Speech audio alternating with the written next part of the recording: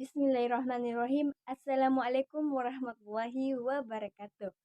Let me introduce myself. My name is Nur Fitri. You can call me Fitri.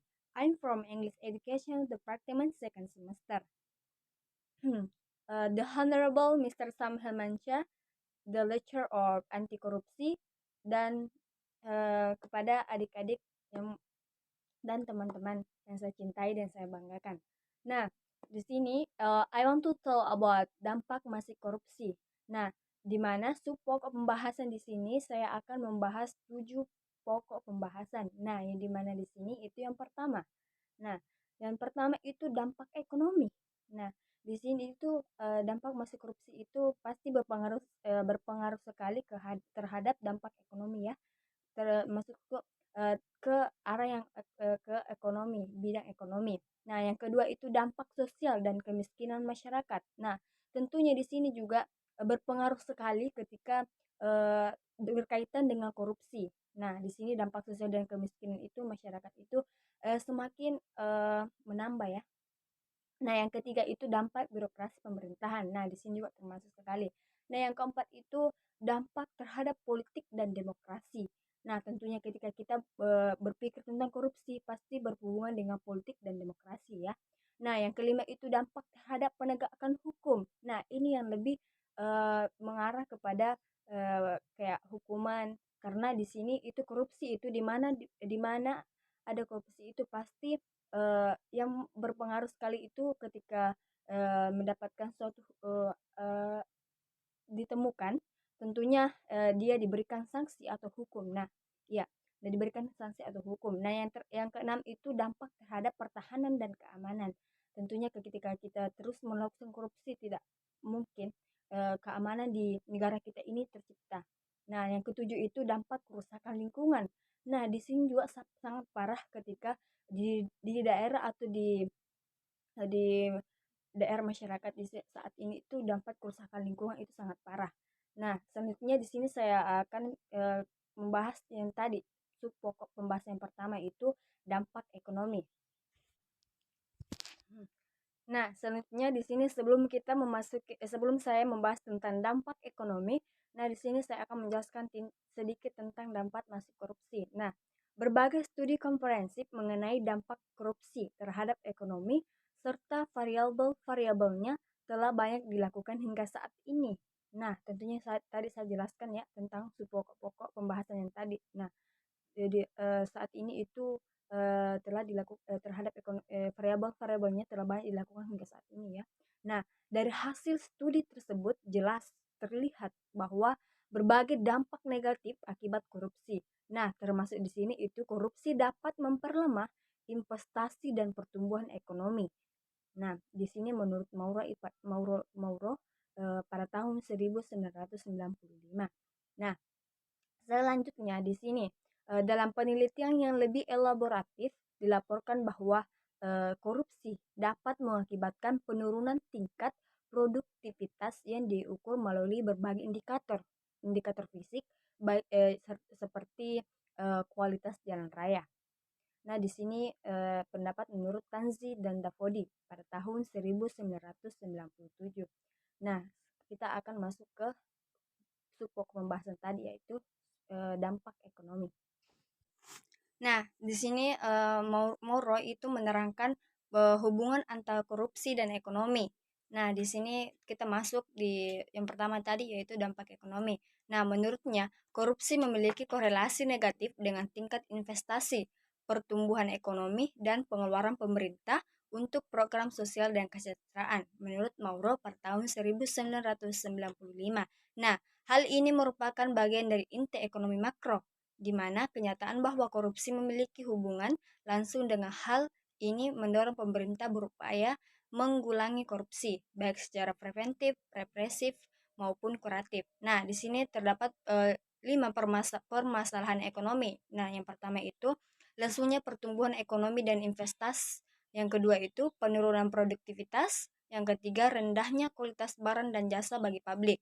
Nah, yang keempat itu menurunnya pendapatan negara dari sektor pajak. Nah, yang terakhir itu meningkatnya hutang negara.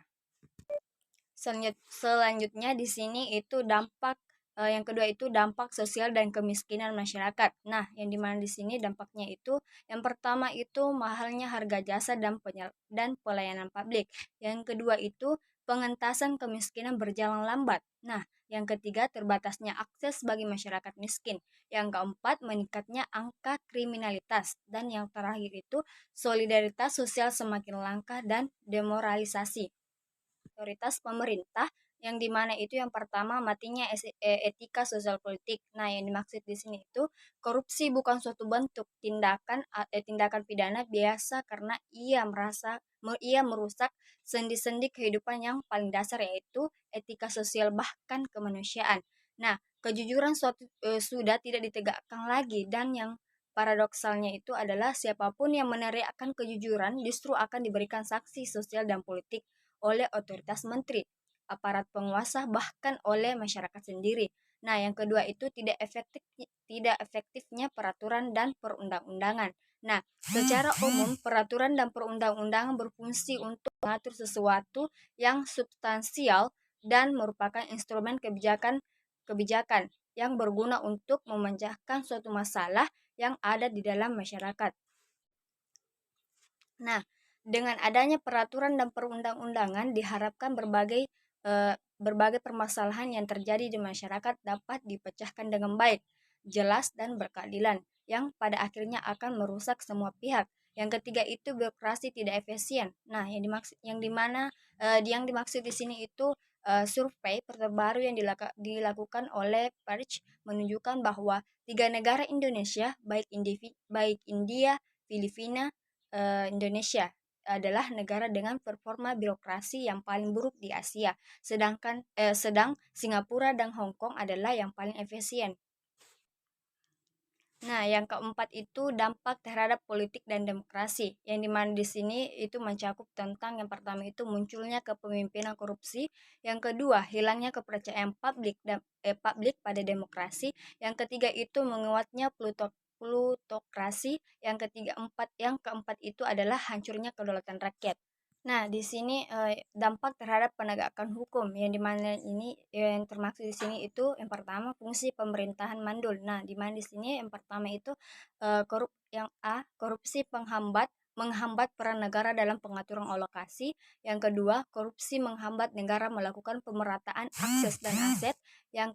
C itu korupsi juga memperlemah peran pemerintah dalam menjaga stabilitas ekonomi dan politik. Nah, yang kedua itu hilangnya kepercayaan rakyat terhadap lembaga negara korupsi yang terjadi pada lembaga-lembaga negara seperti yang terjadi di Indonesia dan marak diberitakan di berbagai media massa mengakibatkan kepercayaan masyarakat terhadap lembaga tersebut hilang.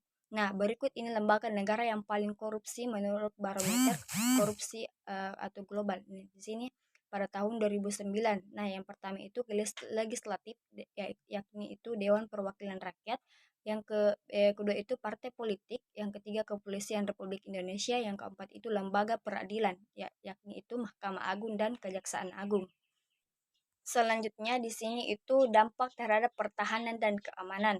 Yang pertama itu kerawanan Hankamnas karena lemahnya alutsista dan SDM. Yang kedua itu lemahnya garis batas negara. Yang ketiga menguatnya sisi kekerasan dalam masyarakat. Nah, dan yang terakhir itu dampak kerusakan lingkungan. Nah, yang dimaksud di sini dampak kerusakan lingkungan yang pertama itu menurunnya kualitas lingkungan.